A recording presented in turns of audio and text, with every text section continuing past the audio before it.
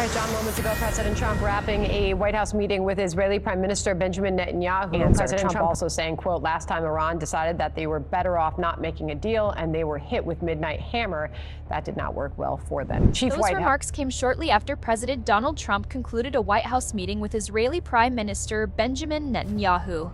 In a post following the talks, the president stated that nothing definitive had been decided, but emphasized that he prefers a negotiated agreement with Iran. He added that previous efforts to avoid a deal resulted in direct U.S. military action, signaling that diplomatic patience may not be unlimited. The administration's position appears to remain a dual-track strategy: pursue negotiations while maintaining credible military deterrence. Indirect talks between Washington and Tehran are expected to resume in the coming days, placing renewed urgency on both sides to define acceptable terms. Many chanted death to America and death to Israel as they walked over and burned the flags of both countries.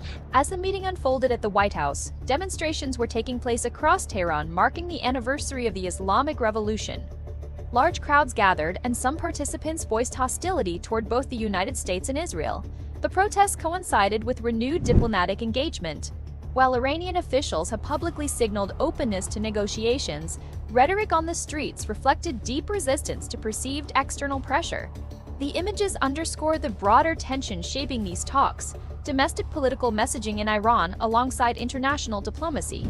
Yes, we are not in favor of war. We are in favor of negotiations. But if they are going to force something on our country, for example, they say, don't have missiles, don't have a nuclear program, then absolutely not. We are willing to go to war. Interviews with pro-regime participants reveal conditional support for negotiations, but firm opposition to limits on missile development or nuclear capabilities. The sentiment reflects a red line frequently stated by Iranian officials: security infrastructure is not up for dismantlement. This position complicates negotiations, particularly as Israel has long argued that any viable agreement must significantly curb Iran's enrichment capacity and regional military posture. Our Iran will not bow to their excessive demands. Our Iran will not back down in the face of injustice and aggression.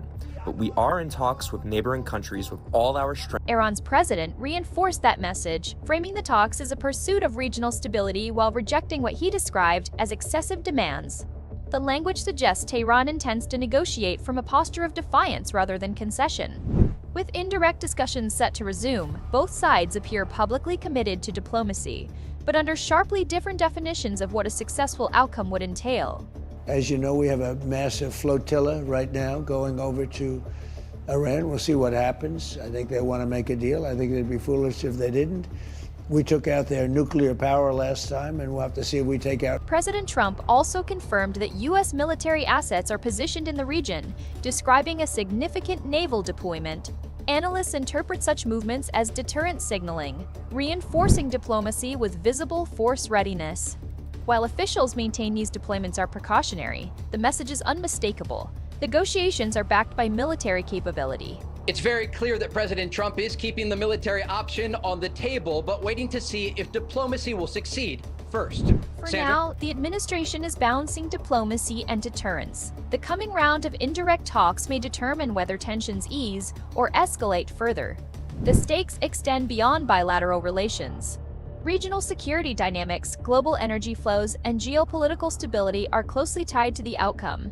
With both sides publicly signaling strength, the next phase of negotiations will test whether strategic pressure produces compromise or confrontation.